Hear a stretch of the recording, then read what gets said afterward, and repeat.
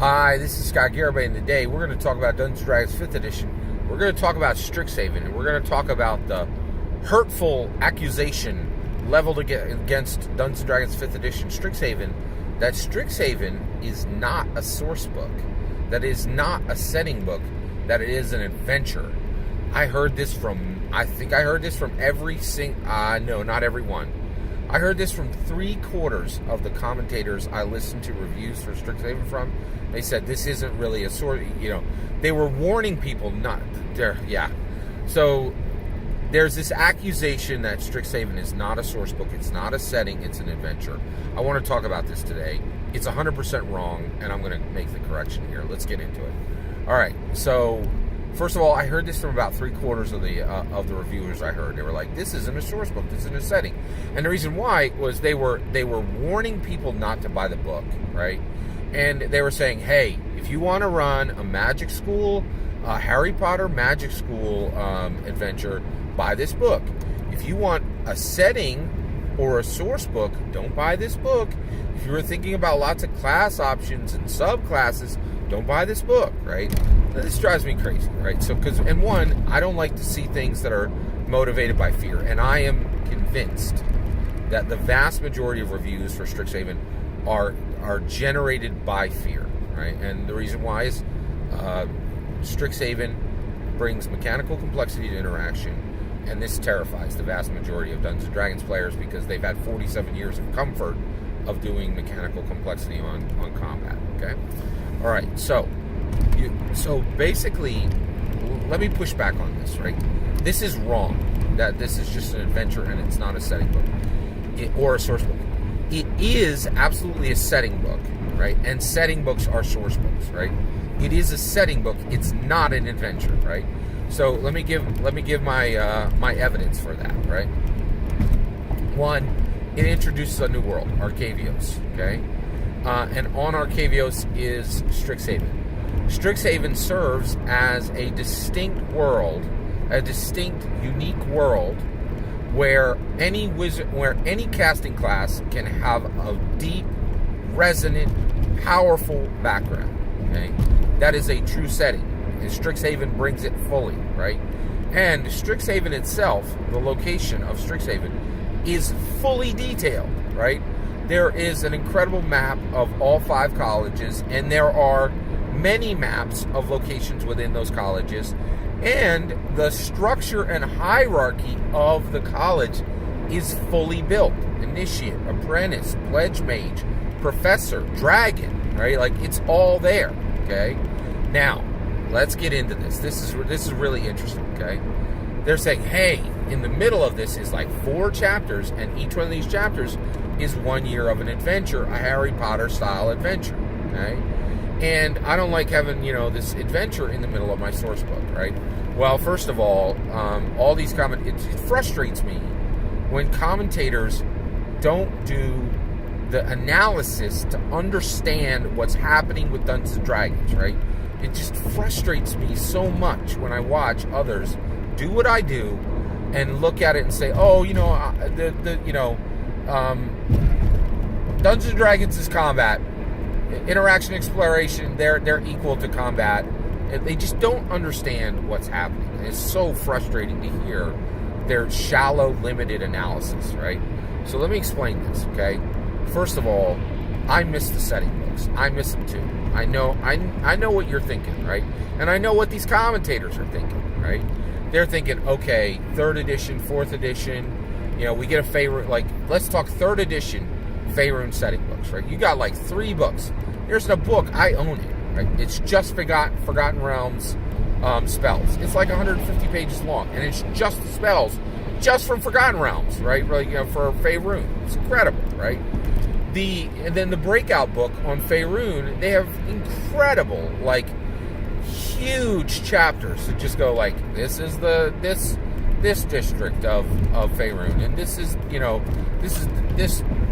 this province in Faerun, and this province in Faerun, and here's the population, and this is the gold that runs through the economy, and these are the seasonal holidays, and just like literally 100, 200 pages of lore just on the setting, right? And so these commentators are expecting to see that in 5th edition. And I'm going to tell you right now, we are not going to see that ever again, right? There are adventures in all setting books now, right? And they're going to increasingly take more and more space. Now, why would a setting book have adventure material? And here's why. And I think Wizards of the Coast is brilliant doing this. And the reason why is, unlike any other game in the world, okay? Like, first of all, Dungeons & Dragons 5th edition is the only game to send out like 3, 4, 5 mass surveys, get back huge amounts of data, and then adjust the game based on what they're getting back, right? No other table, and you know, all these other tabletop role-playing games are like, we're just as good as D&D. You are not. You are not moving the industry. You are not moving the culture, right? The reason why I roll so hard against these non-D&D games and these indie games is they're not doing the work. They're not doing the labor, right? And Dungeons & Dragons is dragging the entire industry with them, right? Like, the rising tide floats all boats? No. It's Dungeons & Dragons lifting these boats up on its shoulders and lifting, you know. It's crazy the amount of work that Dungeons & Dragons does and how little the rest of the industry does, right? There's so little innovation.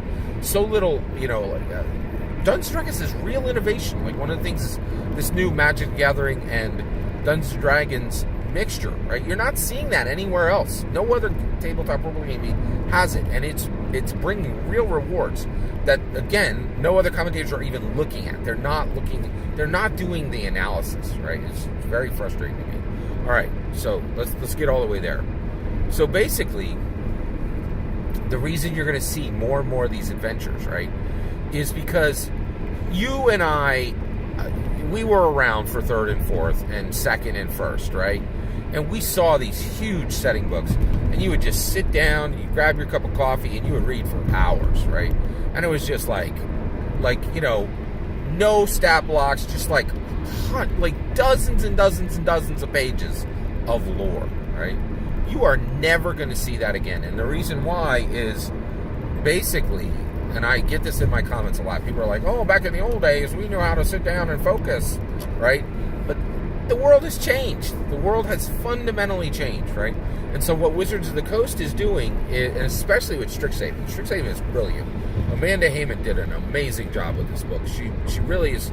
And the thing is, she's not just putting out a source book. She's not just putting out a setting book, right? She's moving the markers for all of Dungeons & Dragons. And so where do the markers need to go now, right? So here's the issue. If you put so the setting and lore information that you want for Strixhaven, it's sitting in the adventure, okay? You're going to learn about the orcs. You're going to learn about the mage hunters, right? You're going to learn about, the pests and, like, all these incredible, really cool aspects of Strixhaven. It's not just going to plop it down and go, this is the first college, and here's how many people live there, and here's the economy, and here's what the weather's like in each season, right? It's going to put the most important parts into the adventure. Now, why would they bury the setting information? Why would they just give it to the West the way they used to? Well, here's reality. People don't have that much attention anymore. They don't have the attention span like they used to, right? We can't, and so basically, Dungeons & Dragons 5th edition has a choice, right? They can build for Gen Z, right, who have an assault on their attention span, right? Like, they can't have a conversation without getting 3 notifications on their phone, and they're interacting with IRL real people, and they're interacting with their phone, right? And what a lot of people want to do is they're like, oh, well, just put your phone down, pretend it's 1985, be cool and have long attention spans like we do, and just ignore the fact that the world's changed, right?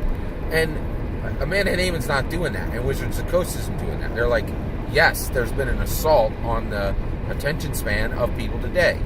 So the reality is, here's what we're going to do. If we make this an exciting adventure and people play through it, they're going to learn Strixhaven, right?